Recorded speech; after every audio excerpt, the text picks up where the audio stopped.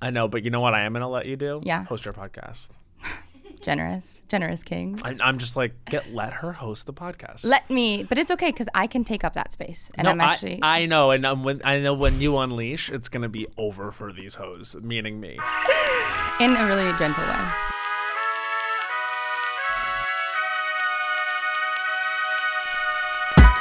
Welcome to Worse Than You with Mo Fry Pasic. I'm Mo, and every week I'm asking today's most captivating artists how they got their acts together. Ooh.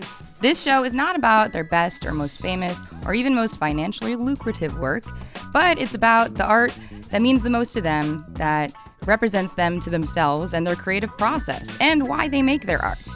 So this week, we have an incredible guest because this individual, is first and foremost my family. Second and foremost, also an actor, comedian, writer, podcaster, and television host. You know him from Fire Island, I Love That For You, Have You Heard of Christmas? And Game Show. He's just coming off his Prince of Christmas tour and starring in the Netflix series, The Big Dog series. Girl, this series everyone's going to be talking about. No Good Deed. And alongside Bo and Yang, he is the host of Las Culturistas. Please welcome to the pod, Matt Rogers. Ready, set, show! So now it's time. Yeah, it's time. I'm so happy to be here. It's kind of like a Dom start. Where I love it. Don't. And I want you to know, like, this is so I'm drinking a beverage.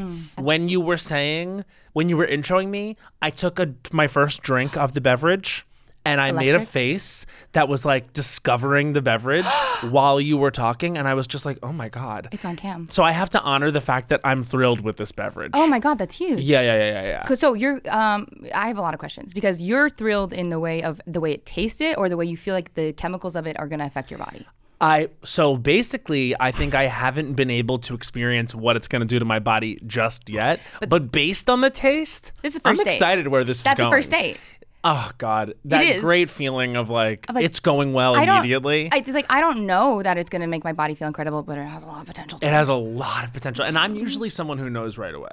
I am too. Well, you and I are very intuitive. Can I say, I do think you and I have had to fight for that because there is that whole narrative constantly when someone is intuitive of going, you're not giving people a chance. You're not being open. It's no, please. I know, bitch, I know who I am. I'll give people chances we do that too much. For so much longer after they've deserved them. Shouldn't be doing that. No, certainly giving people a chance is not my problem. Generous. And I'll give any beverage a chance. No, you won't. Almost any. Oh. Yeah. Okay. Like, unless it's a crazy flavor. Okay. Well, that also goes with men. If you're giving a crazy flavor off the bat, you might not get a chance then. Anyone who's giving a crazy flavor, in my opinion, I don't like people who give, like, if someone is a crazy flavor, great. If you're trying to push on a crazy flavor to me and trying to perform that's interesting. I will not pick it up. I would be really interested to find out what you think about this one new Real Housewife of Salt Lake City. Okay. Her name is Bronwyn, and she kind of she puts herself forth as like a fashionista. And so whenever anyone puts themselves forth as a fashionista, then you are looking at their fashions with that filter. You know what I mean? And I need to know what you think about this person. We'll obviously talk about it later. Yeah. Well, no, here's my thing. I also, because I think I'm in the same way where I can watch reality TV and be like, this is high art.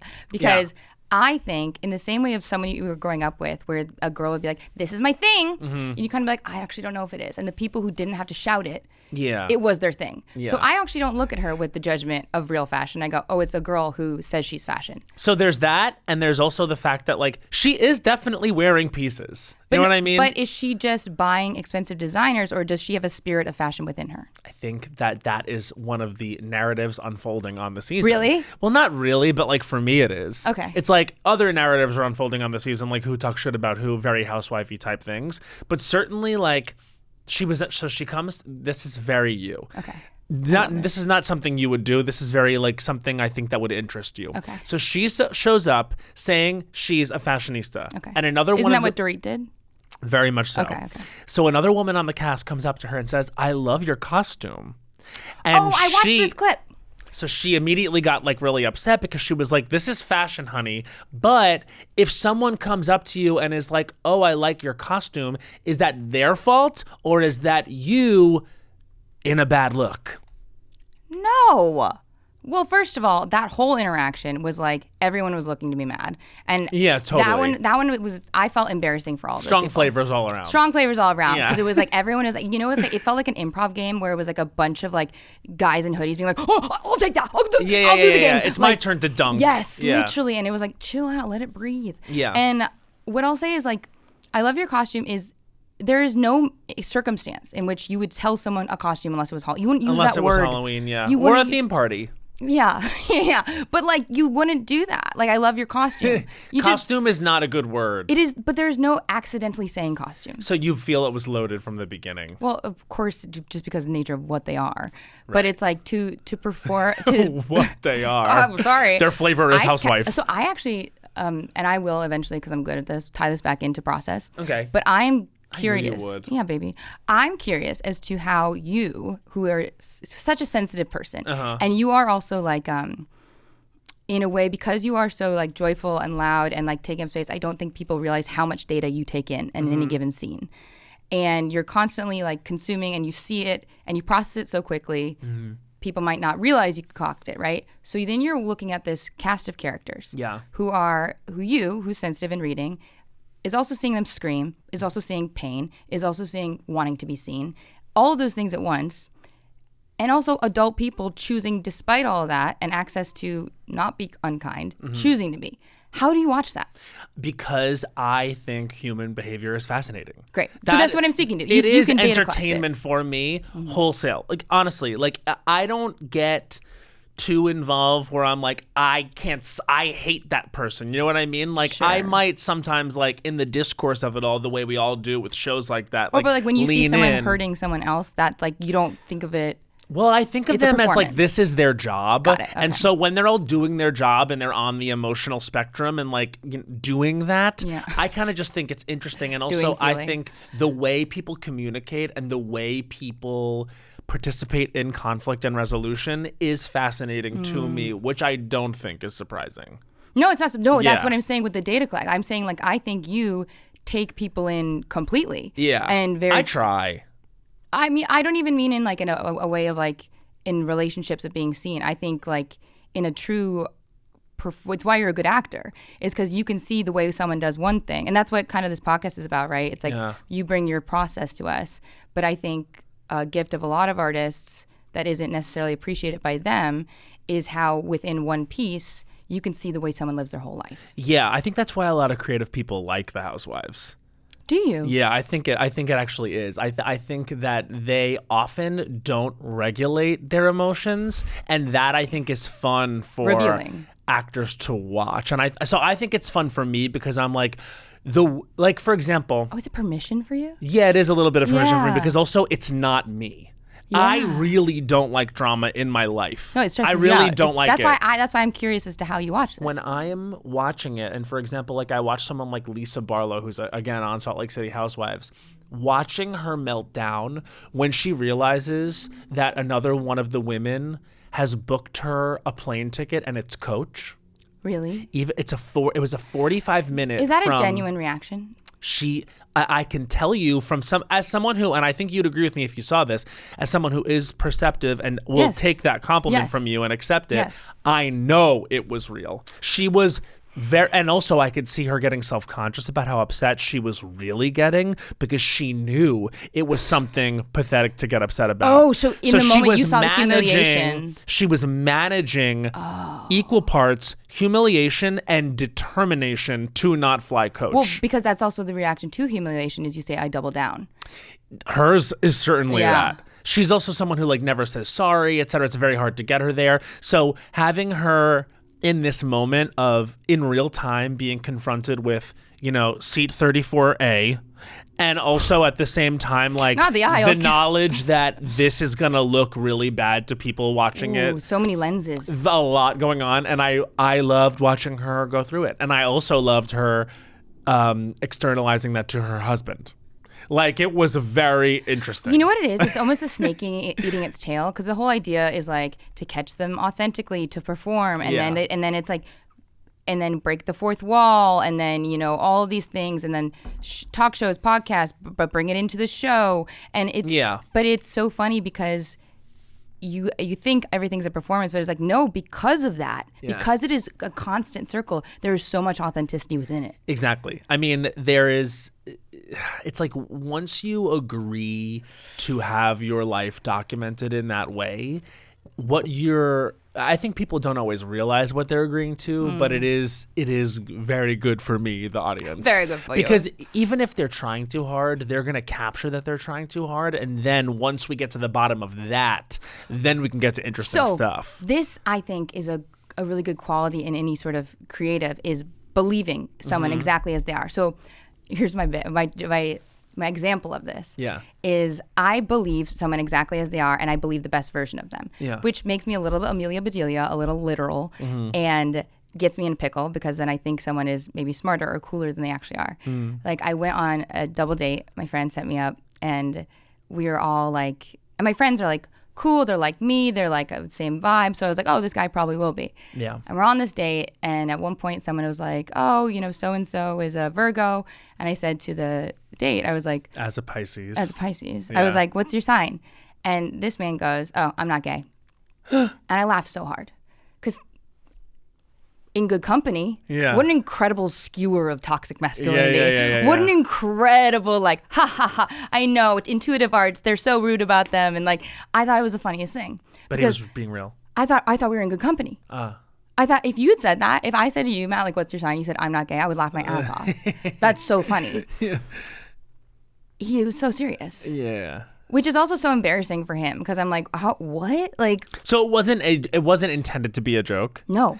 See, the thing is, like, whatever, blah, blah, blah. Like, if you're not into astrology, that's fine. I just don't like superiority. Well, superiority is very unattractive. But it was literally using homophobia to indicate that he was not into something that he deemed not scientific hard fact. Right. Do you know what I mean? Cool. Like, yeah. And so, but it took me till later because I was like, ha ha ha, and then no one said anything.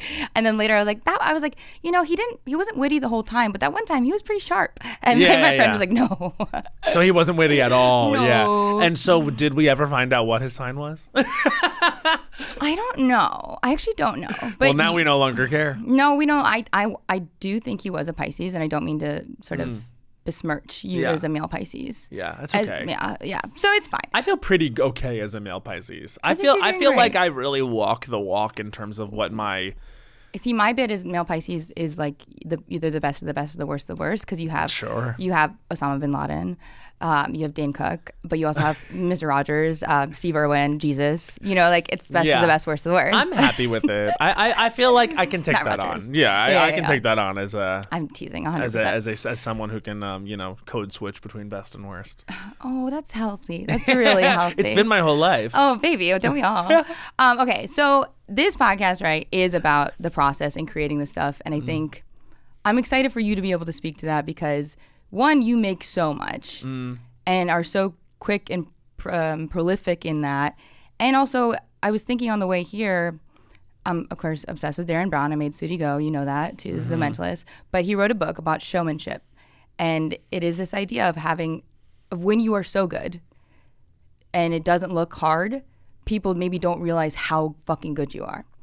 And I think about that with you because you do so much. You really do. And create so much in so many different realms that it's like, I want to take a moment to pause and even hear about how that works for you to appreciate it more. That's so nice of you to say, especially as someone who doesn't always identify as someone who creates a lot. Really? But then I think it's because I sometimes don't file a lot of what I do under creation and I'm being unfair to myself. Like I don't think of the podcast as creating ever. I never think about that. I understand that, but it is. But it is. It is also because it's that thing where people are like, you're so brave. And you're like, no, it's not brave. I had to do this. I have something to say. But it is vulnerable. It is exposing. I would say vulnerable is a much easier word to use than like brave or courageous because it's not brave or courageous. I mean, maybe sometimes it's like, you are engaging with someone that's a hero of yours which you have and many in that times. way you have to like buck up to it. But I try to lean into like, if I'm ever giving myself credit, it's like, okay, I'll give myself credit for being vulnerable or putting myself out there. I mean wholesale. I don't even mean in moments. I mean the fact that you are constantly figuring out with letting people into the mess. If you talk that much, people are into all the moments. That's definitely true. It's funny. A couple of months ago, I was like, I really wish I had kept a diary. And then I was like, you did. You literally did. Wow. And that just was like me again, like not giving myself the credit. Like sometimes, and I do think honestly, it goes back to when I started. Well, I think it goes back to me as a kid. Like I never could give myself credit because I had such a high standard for myself. And had to be, right? Because if you broke for a second, right, you might expose an identity or whatever it is. Right. I mean, it's the classic best little boy in the world, thing. Like, which you are. Thank you so much. I leave having gotten all I needed. No, but it's funny. It's interesting because I do realize that now that I have like a career happening, that I definitely have a lot of areas where I can exercise, talent. I can exercise, my voice and attitudes about things. Like I have places where I can go to get this out of my system. I think in like an uncommon way. Like I feel like I can really give myself the credit of like, you threw a lot at the wall and more stuck than didn't. Good for you. Like that's something I can say about myself, but it all came out of like two things: necessity and a total denial that any of it would actually work. Because I thought so many times throughout my life, like, well, I have to give up that dream because I'm this, or I have to think in the immediate and not on the long term because the long term will just depress me because it's not going to happen. Yeah. I mean, growing up and like not seeing any representation of like me in the future, it actually helped for this reason because it made me say like, well, fuck it. Like I'm not going anywhere. It makes you be very present because that's all there is. And I think that's like another reason why the podcast is something that I sometimes like mitigate, like that it's a difficult or like difficult thing to do, or like a thing I've achieved or like a thing I've cultivated and is actual artistic output, because I allowed it to come so easily to me in the beginning because I just didn't give a fuck what I said. So but I'll say, so I think the way that in that process, I think is the very reason the podcast is successful because it is that sort of releasing of resistance. And I don't mean you've actively done it. I think you did it in the moment you guys made it, because we were in Brooklyn and New York. And if you do it was 2016. It was March 2016. It was pre-Trump. Like he was a political figure, but it was pre him being in office. But it was also during you two, like, doing solo shows at Ars Nova, doing The Pit, directing, doing sketches. Oh, maybe we'll do Above Average. Everything possible. And I actually do think it speaks to a really specific political time that came at the same moment as me coming out of the closet and starting to really, 2008 was when Obama was elected famously. And also, and it sort of like made people in New York feel like anything was possible and they could do anything. And there was this like, I could connect it to like that alt moment and that movement that happened in New York. Sure, I think you know what I mean? I think so. There's an availability for that space to be taken up. Yeah, because like we were all like, well, fuck it, I'm gonna do. It was just felt like a cultural thing was happening. 2008, 2009, I come out of the closet. I start hitting the ground running and doing like college sketch. In every sense of the Hammercats, way. Baby. Yes, like Hammercats. Like that's when I met Sudie Green. And it was interesting to meet someone who took this shit as seriously as I did. Yeah. But I will say, and I took like my stupidity and like the extracurricular stuff I was doing so seriously in a comedy sense. So I really, but still not really believing I'm going to have like a mainstream career. Of course I want that, but I'm not thinking of it like that. So I'm putting like all my ideas up. I am out there. I'm very prolific. Once I started doing sketch in college, I was the person coming to the meeting with... Weren't you the director?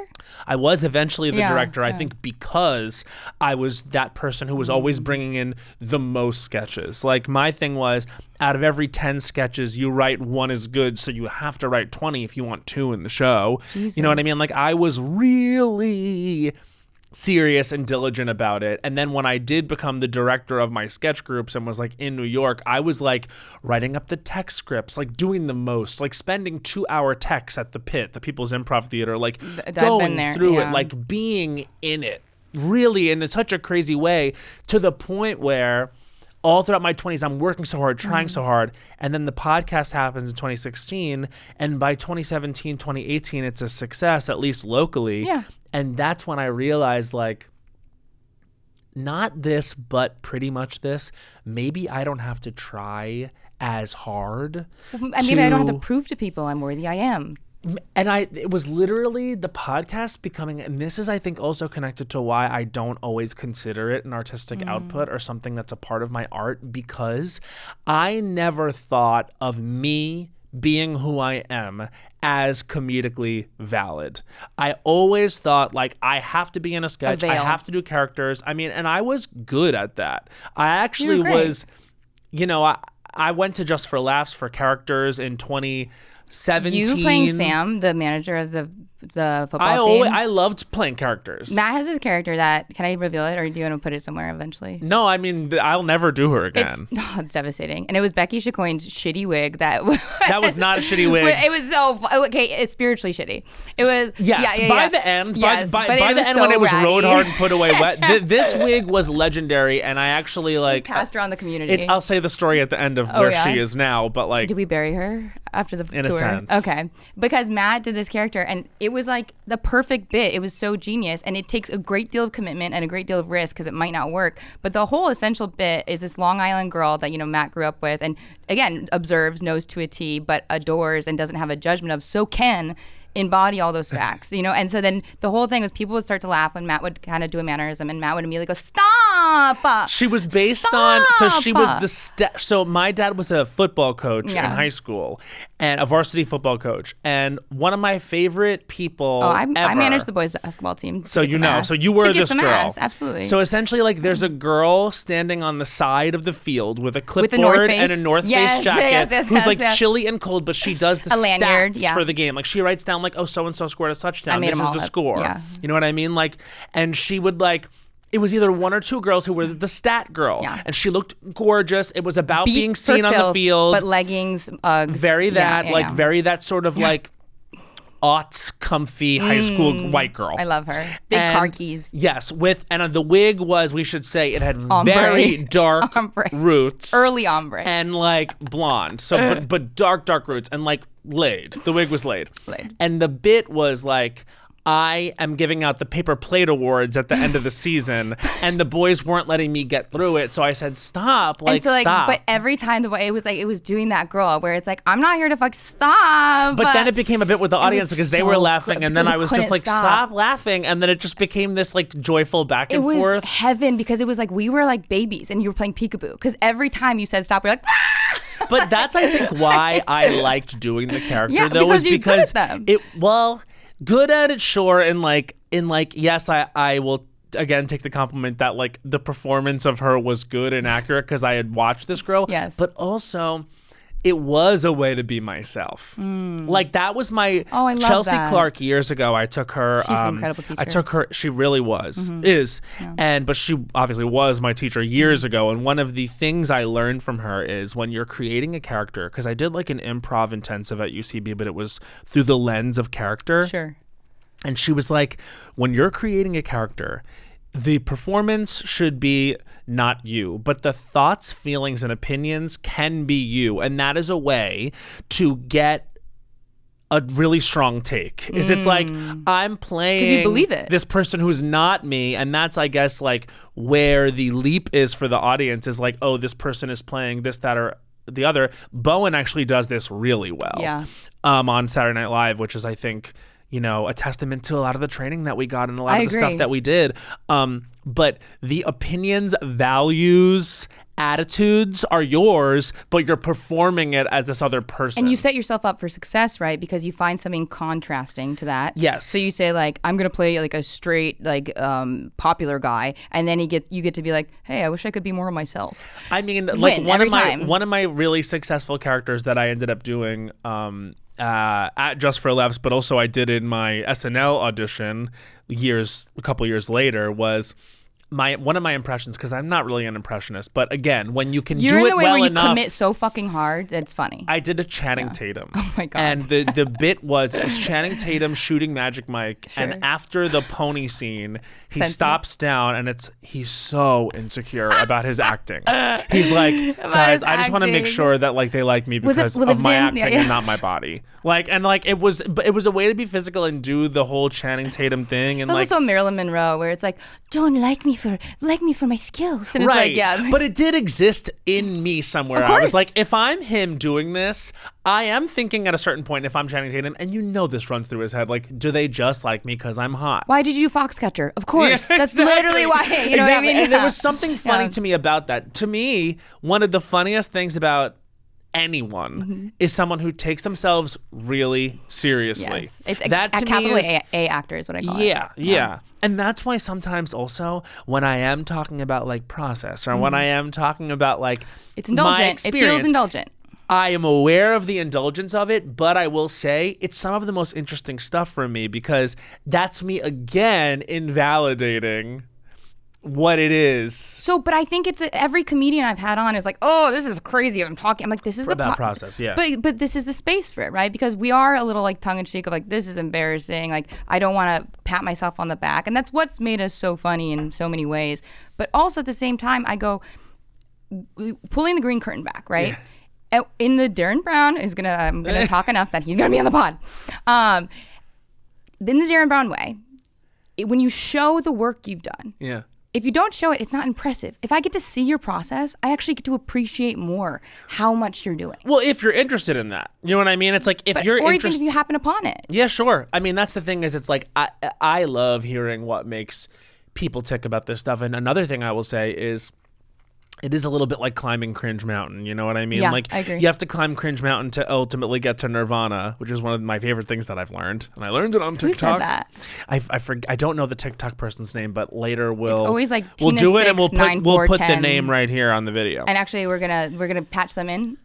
Yeah, they're here. But what I was saying is like, in order to like get to a place where you can create the really truthful thing or the really elevated thing or the really funny thing or the thing you're supposed to make, you actually have to deal in the fact that like what you're doing is a little bit cringe. You know what I mean? Like, for example, like if I hadn't climbed Cringe Mountain, like I wouldn't have the album. You know what I mean? I like agree. I wouldn't be everybody- singing at all. So I will say, I looked at, because I unfortunately don't use Spotify unless you guys want to help us out financially.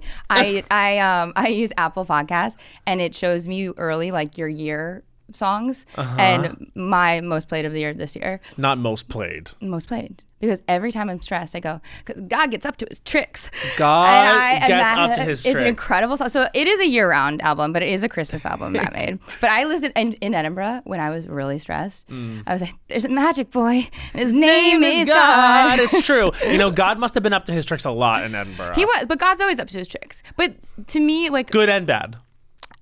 like bad news about your mom's health, Yeah, and exactly. for no reason. But that's a lyric in Matt's song, which you have to stream, listen to, buy, and you're sick if you haven't. But I want to pause all this because, again, like the rate at which you're processing and saying this, and even being self-aware of the process, and the ability to is remarkable. Thanks. And so it is. So I want to even go back to the idea that you're just passively saying, so I would print 20 sketches and I would bring them in. Yeah. And I'm going, there's so many obstacles to that happening, which is this Paper. good? Oh my God, ink in college?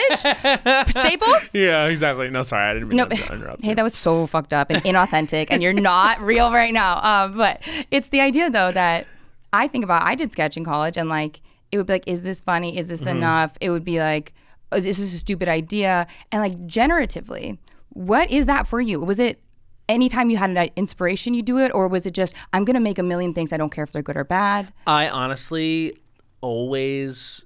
I kind of thought about it like, if I have an idea, let's put it out there and see if it works. The clay on the mound of it all. Yes, the Studio Green quote, "Clay on the mound." Right. So I actually I've never heard her say that. That's testament to how long I've known her. Is it my relationship with her predates her saying Can that? I tell you? She said it on the podcast, the first episode, and then she was like, "Yeah, that's what I say," and I was like, "I've never heard you say that." I've never heard her say that, but if she, we've kind of made I it believe canon. women. No, she we says believe it. women. So no, you say but that. The spirit of that, Yeah, I do understand. No, she says do and a shitty draft is what she says. And I think that is important. I honestly think if I have a stupid fucking idea, Okay. Likely it's one of my better ideas. That's how I experience my own Okay. creativity. Is it's like I think it was literally just like, for example, to talk about like God's Up to His Tricks, the song. Okay. I think it was just someone told me they were going through something weird, Yeah. and I was like, God's up to his tricks, so silly. and I thought, oh, that's a funny comment on like blind faith. Yeah. Potentially. And so what I then did do you was notes app I that? put What do it you on the do? page. Yeah, I notes Okay. app it. I be notes apping, especially with music. I do voice memo. Really, Tim does that too. You're just telling me that. And honestly, two hooks that just came in my head ended up being full songs that I really liked. just sort of like earworms that kind of hit you. Yes. There's Yes. there's a song on my album, and I don't mean to keep I wanna like do pushing that. us towards that, but there's a song called "Everything You Want" with Muna. Oh yes. And that just was literally, I was walking down the street a little stoned in New York, and I just heard, "Go get everything you want." I just like heard that. Go get, maybe even just stayed there. And it was just there. And I think I was actually listening to a country song when I thought of it. it has a little twang. It was go get everything you want. Like it was kind of that vibe. And then later in the like process of recording it and fleshing it out, my producer Leland like sort of was like, I think it's a Muna song. And I was like, oh, okay, let's like take it in that direction, because they also Well, that paces it up too. yeah, and you know what? It just makes it more better for my voice. I think Yeah. it's like more honest for me to sing in a pop R&B sound than it is You for me to in sing here, country. because you are. It's so impressive when you're up here or down here, but you in here is emotion. I've discovered that that's kind of where I want to create from, and Yeah. like. And for I'm people doing new listening, music and it stuff. was hot tap of head voice pointed to bottom belly voice, and then just center chest. Well, even just learning the differences between that, it's like, now I'm in vocal lessons when I haven't been Really? since college, and it's been so helpful just as someone to know your instrument at all. But you were giving like icon like early. So to the listeners, Matt actually wrote most of this show in 2017 for the first time. I would say about half of it is from 2017, and then really only one song from that time am I like, oh, this doesn't hold up. Oh, really? Which one? And it doesn't even not hold up. I just don't really want to perform it anymore. It's called "I'ma Have Your Back." I knew you were going to say that. I know. You're so. And the only reason why I'm a little bit the Molotov overperforming cocktail? it is because it deals with, and this is, my Christmas album, like, it exists to like take the piss out of Christmas, you know what I mean? And like celebrate Christmas in a different way, Yeah. like by dragging it and being funny about the monoculture Well, aspect also not of forcing this idea of like togetherness. It's like it's a kind of like but a more satirizing satirizing, and you come together over being like tee hee hee, like Money. Yes. that. Right. And so "I'ma Have Your Back This Christmas" is about it was inspired by the song "Girl" by Destiny's Yeah, Child. absolutely. And it's very much like a trio Destiny's Child-esque like R&B song. And I was watching the video, and it was about how like no matter what you go through with your man, we're gonna have your back. It escalated it. So, yeah. And so I felt like, oh, it would be funny if it's like whatever your situation is at home during the holidays, if you have like Trumpy or Republican Yeah. colleagues, don't worry, we'll have your back. Yeah. We'll come over and burn down the house. Yeah. And it sort of gets out of control for there. It's like Yeah. a very like literal thing of like, we're going to have your back. Literally, we'll come like post Yes. up your like relatives that Yeah. don't agree with you politically. it's like, somebody offering solace and then be like, no, I have violent intentions. Yeah. And also, and I just don't want to put that out there anymore. I hear you. Because like, it's not even like I don't love the song or don't believe in the song. I fully love the song and fully believe in it.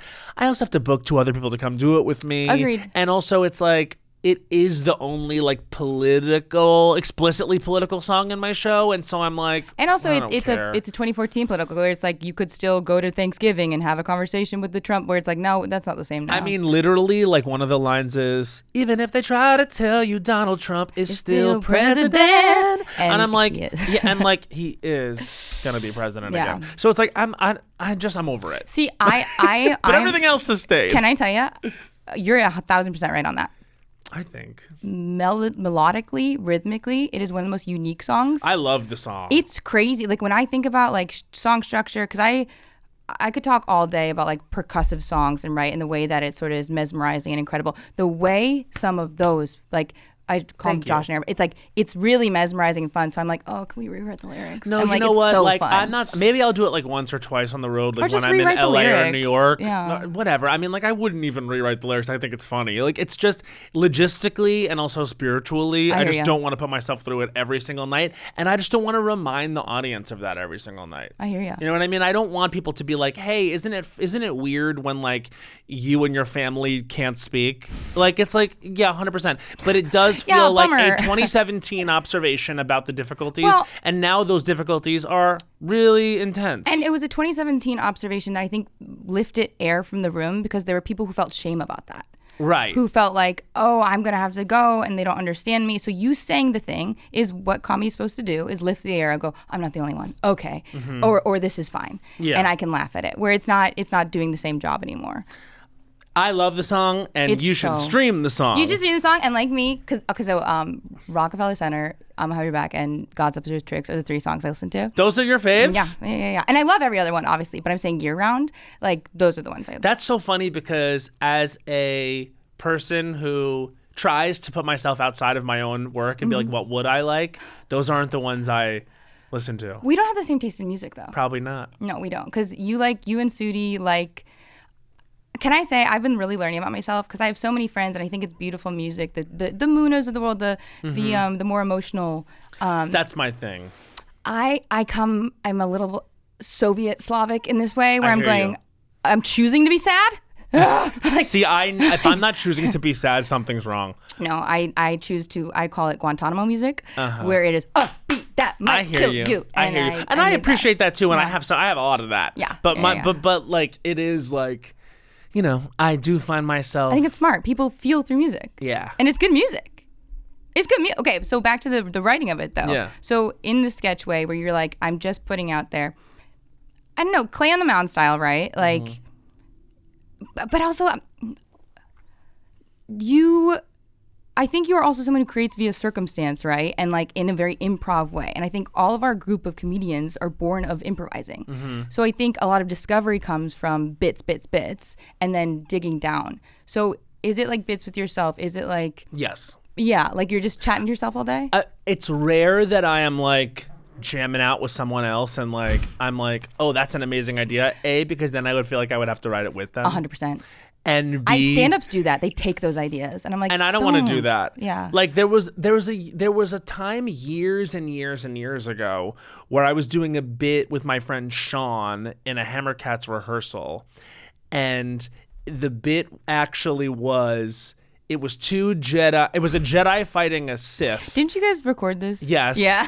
and in the middle of the bit, I did this thing of like I was the Jedi Knight and I couldn't remember the Sith's name. Like he was my arch enemy, but I was just like, oh God, what is her name again? I know you. I'm losing your name. Sure. And I thought that was so funny, and I wrote it, and it ended up being the sketch that we did. And afterwards, I was like, should I have written it with him because that was the bit, even though it was my comedic take, and I was like, I have to write that because that's too good to not. I don't like that feeling.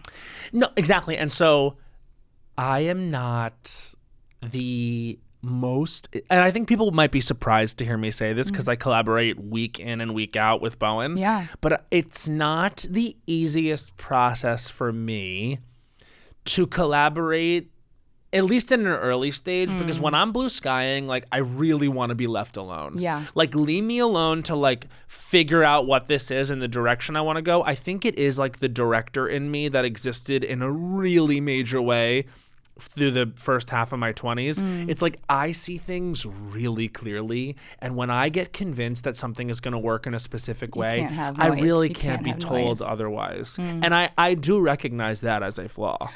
And I'm trying to get better about it. But here's my thing. It's a flaw when it's in the wrong capacity.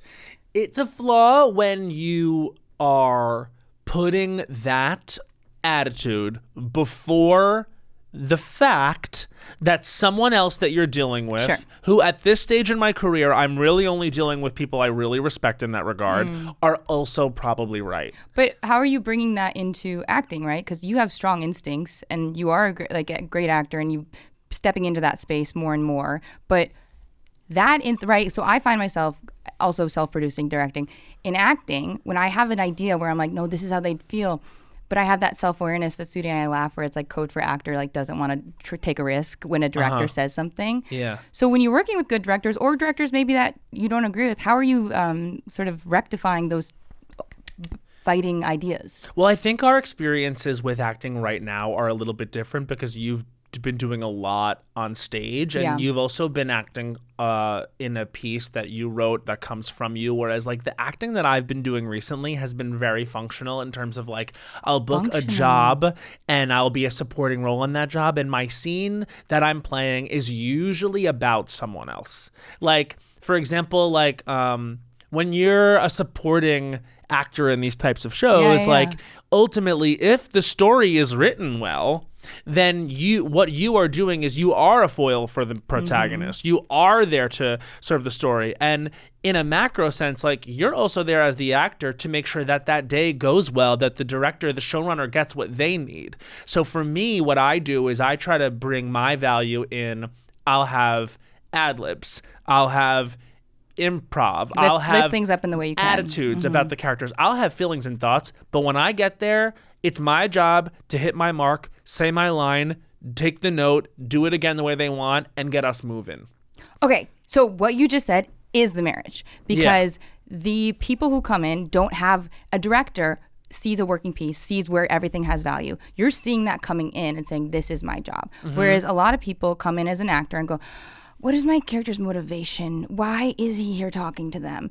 And you're going, okay, no, this is what this is utility-wise. Here's where I can bring emotion into that. That, to me, is a director knowing how to act versus an actor being like, you know what? I'm the lead of my story, and this is just a flash in the pan of my moment, and they're recording their story. You know what I mean? I think also it's like a thing where once you realize you're doing all that work, you're doing so much work in that. All of a sudden, it actually, I think, can result in a less honest performance because that character has not just done all that thinking. Like if you're acting on film, you as the person that's on screen, it is just a moment in their life. Even if it's a major moment in their life, they're not acting at it being a moment. You know what I mean? Like it should feel like it's being discovered. It should feel like it's new.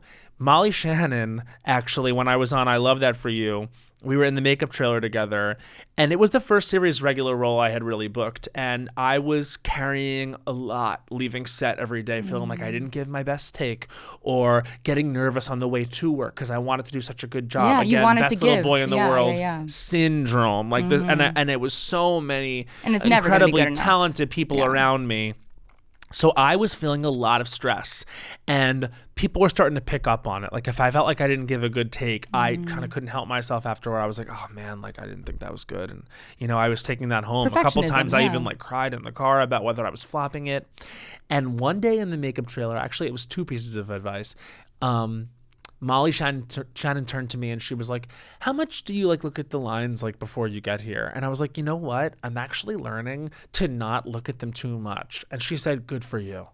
Love. And not in a way of like show up and don't be prepared. Terminology of look at the lines. Not memorize, not learn. Not, well, like, memorize, look at them like, I think that all but I think that casualness is important because it should be look at the line. Like it should let them live in you and not like memorize them in a way. Like by all means know them. Sure. But don't know them so well where you start to get obsessed with a performance that you may not be giving. Like I've arrived on set a few times over the years over different projects and been really sure that they're going to want me to say a certain line this way, that they're going to respond to this choice, that certainly in my head, the camera angle that I'm seeing. You're like, I'm fucking nailing. And then you get there and you're like, no, that's not the angle. That's not the take. But also, that's not what it is. You're not living with maybe what the other actor's giving you then.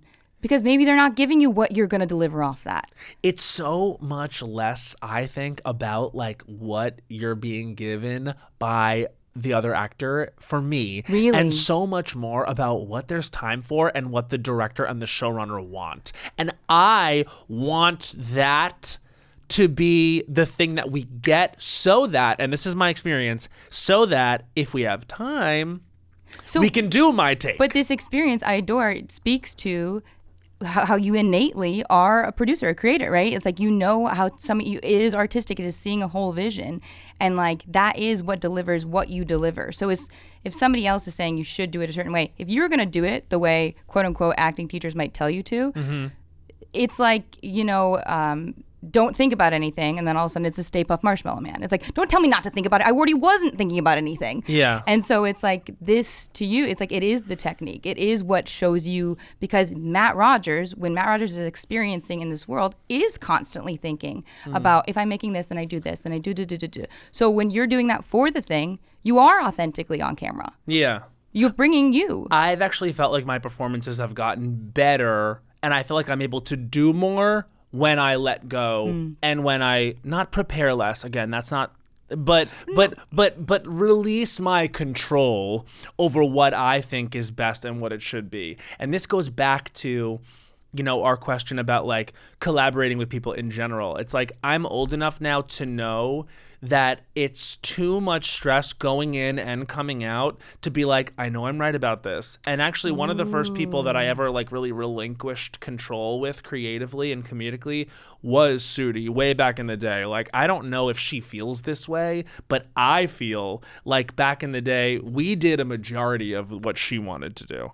At least back then, Sure. in sketch comedy, like, I trusted her Hammercats? pretty intrinsically. And yes, in Hammercats. Okay. And then a little bit in Pop Roulette. Pop Roulette was also I was music, thinking which of Above Average.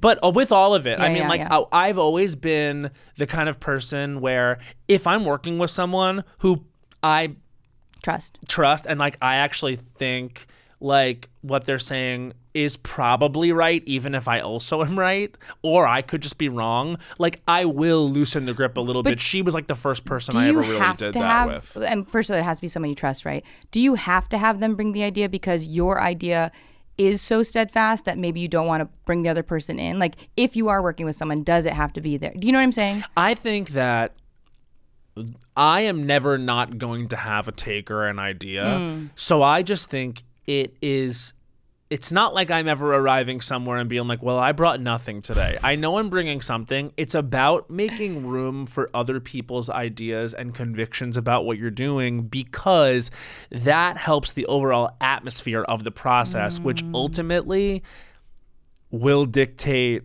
kind of everything. Well, what I appreciate and am excited to even hear, because I didn't realize you were doing this, is like the thing that drives your collaboration is getting everyone to a destination, right? Is getting to an end result. And you're not maybe attached to what that looks like, but you are attached to the fact that everyone needs to be game to get there. Yeah. And it's kind of like, hey, we're driving. It's like almost like you're on the road trip, you're driving the car. Yeah. But, someone else is giving the directions and someone else is like bringing the snacks. Yeah. But you're like, okay, but we're driving.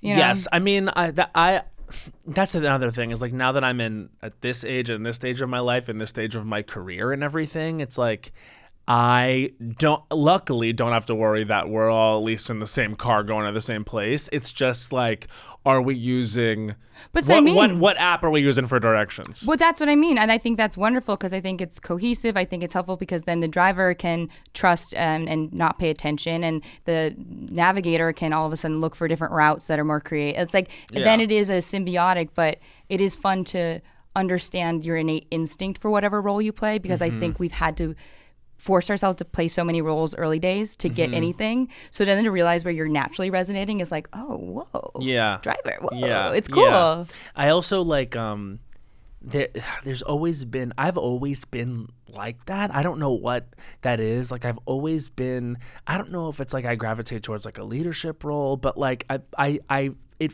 at least feels like I've always wanted to at least seem like I really knew what I was doing.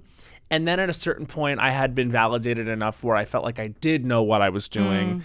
Then there came a time during, like, this is a whole different podcast, but like the Return to Saturn era, when I was like really shook about whether or not I was right. And now I'm able to like hold it all. Yeah. Like now I'm like, I know I have a really strong take. I know I have a very strong feeling, whether it's acting, whether it's writing, whether it's, putting music together in my head. I know, but also it's like, you also know better than to, while someone else is talking and telling you their differing idea, the whole time in your head being like, no, no, no, no, no, which I used to be like. Really? Yeah. I think that we all have some version of it. Like some people, when they're pitching ideas the whole time, they're like, this is bad, this is bad, this is bad, this is bad.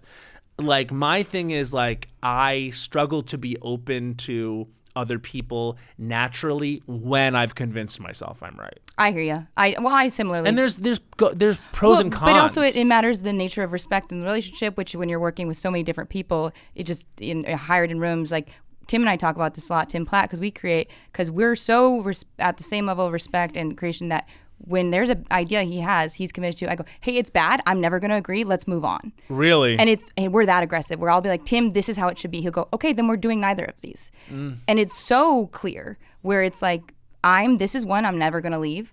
And it's like, great, I'm never going to leave mine. And so that is where we know, okay, that's on the floor for both. See, and this is also where, and this is a whole different thing, but this is why it's really important to be in therapy and take care of yourself outside of it. Because then you're not acting out through it. Well, then you're also like, okay. So it can be a situation where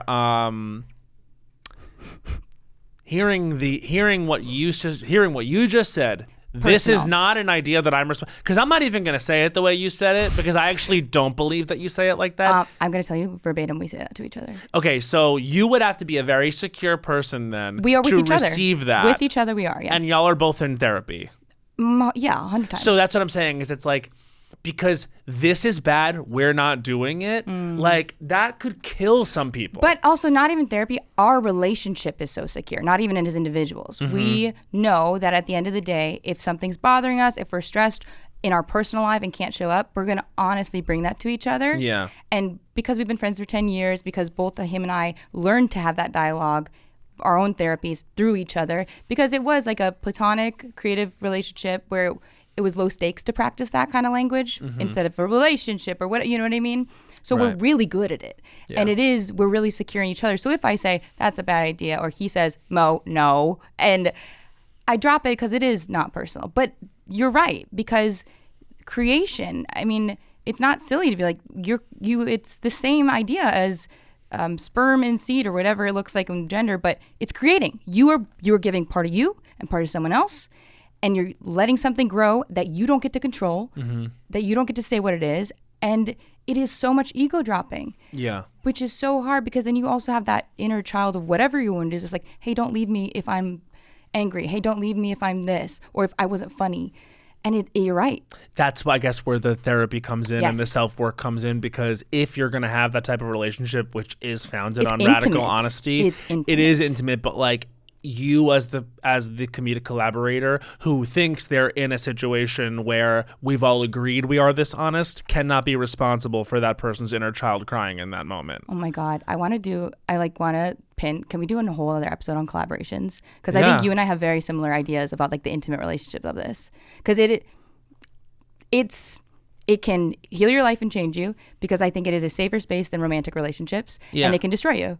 What are you going to do personally with it? It's all about where your value is. And me, as someone who put their value in my creativity and my career and like what I wanted out of that area of my life for a very long time, like, thank God I'm doing the work on myself. And thank God I've arrived at a place where I'm like not... Or driving home from work every day, or like leaving an interaction with a close collaborator like feeling worthless, or because turning to drugs, or turning to whatever other creatives have done that we've seen. Yeah, for sure, never turning to drugs. No, but I mean in a way like where it's like you're ruining your life because you can't experience an emotion.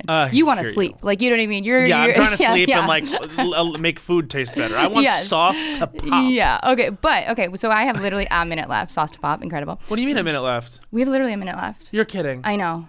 We have 5 minutes. Oh my God, that's crazy! I know, isn't it psychopathic? So I know we're in the zone, babe. We're in the zone.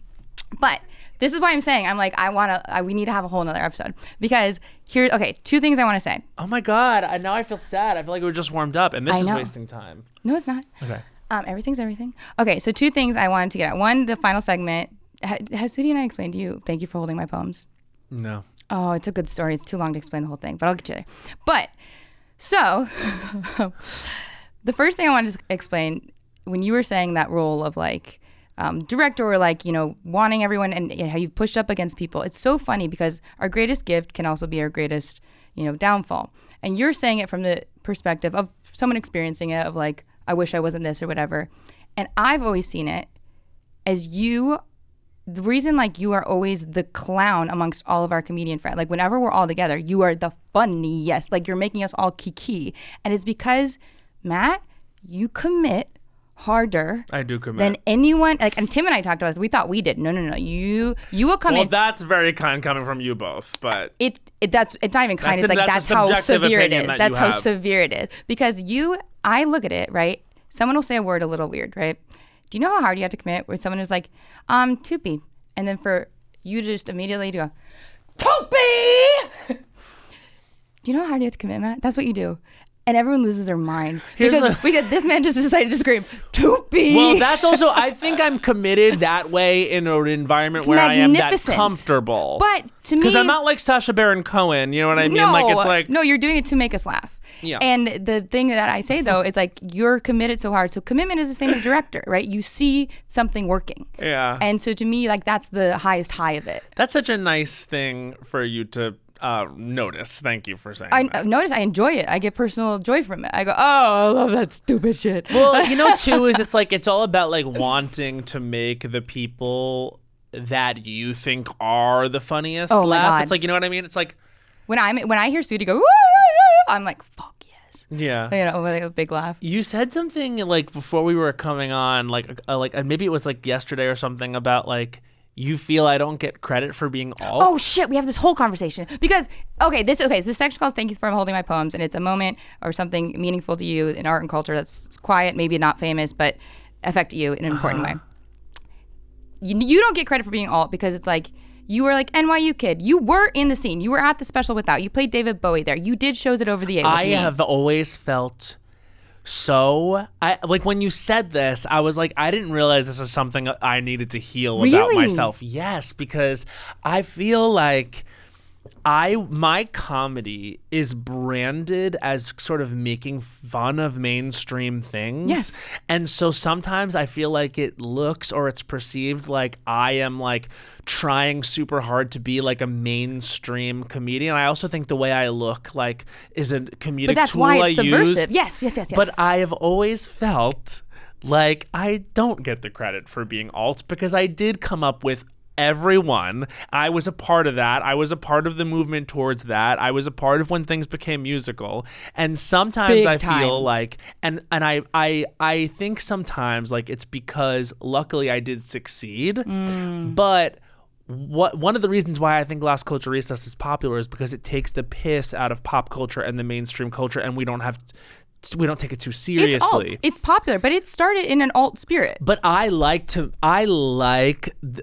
absorbing the basic shit so that I can then talk about it and take the piss out of it.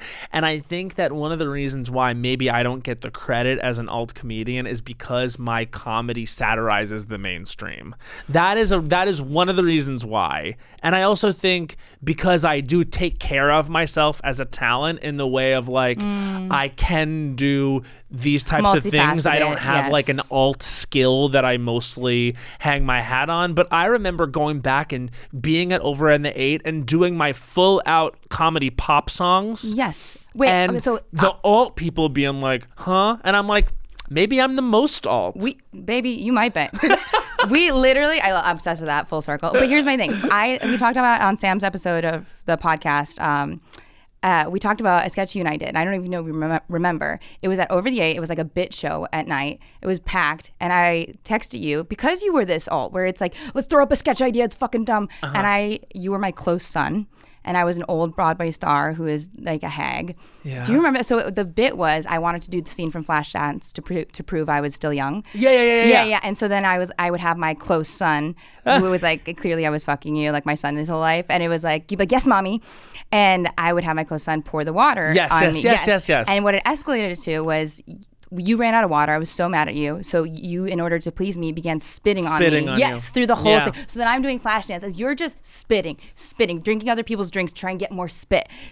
And I'm like, that is so fucking alt. It was. And I know I give that value because that is rock and roll. That is like someone taking big risks. That is an imperfectionist. Like that's like, I'm going to do an insane thing. I mean, Bowen and I, there was a 2-month period where, do you know how many times the word sluck was on my calendar? Oh. Bowen and I were doing a broke down, filthy lip sync garbage like I did your makeup slutty for the first time duo, for that. Yeah. and like we chopped up so many t-shirts to make our sluck garments and stuff. Nasty but there was a little time garbage when like trolls. I was booked doing sluck more than I was doing my solo act, more than I was doing like any improv. Sluck was really good. I just always Liberty felt Lounge like, at the Ace Hotel. yeah, Sluck. I mean, I did sluck. I've done sluck all over the fucking country. Yes. Like, but I will say there was a time when like I would show up with Bowen and do sluck, and I could feel like the alt comedians look at me like he's not really, because then I would go to UCB and I would also feel it from them, like he's not really, you know what I mean? I always felt like I was in the middle of everything because I was code switching my ass off, trying to fit in anywhere, when ultimately like what I really wanted to do was like a fusion of those two things. You were all I of them. wanted form, you were all of them. and I wanted training. Yeah. But I also wanted to be stupid and really queer and push and push people in the audience. Like that was always what I wanted. And I love what I did. I love for people to hear this. I know, I'm sorry, I'm gonna wrap it up. But I really want for people to hear this, because sometimes when you feel like you're in an alt space, in an underdog space, and you still don't feel like you fit in, then and you go, okay, what's wrong with me? And it's not you. Maybe you're a bunch of different things. Maybe also those people in that community have the same jealousy that mainstream people do. And we value alt in a way because it's like, it's, you know, cutting your teeth a little bit. Yeah, that was literally the training ground. It was, but I really think it's important people hear you say that, because even if you're successful at a lot of things, if you don't feel like you're accepted in those spaces, you don't accept them. Like, keep trying, keep making your own space, which Matt has done, and that's why it exists. Sometimes you end up like making that space. It's not worth saying like, am I going to be allowed to do this? Just make the space, because then we started doing I Don't Think So Honey live, and it was like 50 people who had felt like that on the stage, and that was ultimately what it was all leading to. That was where it was going. It was like I felt like I didn't know where I belonged for 5-6 years now doing it. Now I'm 26, 27 years old. At the time, we did I Don't Think So Honey live, and I was like, this is the vibe. This is the vibe. It was like, I feel home here. I feel good. Yes, yeah. It was because literally a space was made out of that feeling of where exactly do I fit. This is so beautiful. And community has been the driving factor of my entire career. 100%. That's why it's important to like do the work on yourself as an individual, to be a part of the creative collaborative community, because you want to bring yourself to it. You just can only do that when you wade through the selfie stuff. 1,000%. The climbing cringe mountain of the self. Say that. And that TikTok creator, thank you. Honestly, her name will be right here. Okay, we have gone over it, but I love you with my whole heart. Love you too. I could have talked for an hour more. I feel sad. Me too. I feel sad. I don't feel sad. I feel happy about the time we had. I feel sad that the community doesn't get to hear us talk, which we will continue to. Okay, I love you with all my heart, and we end with just letting people a compliment that changed my life that you've seen from the play, which is just telling people, "Oh my God, you're so pretty." Oh my God, you're so pretty. Thank you. I can feel it.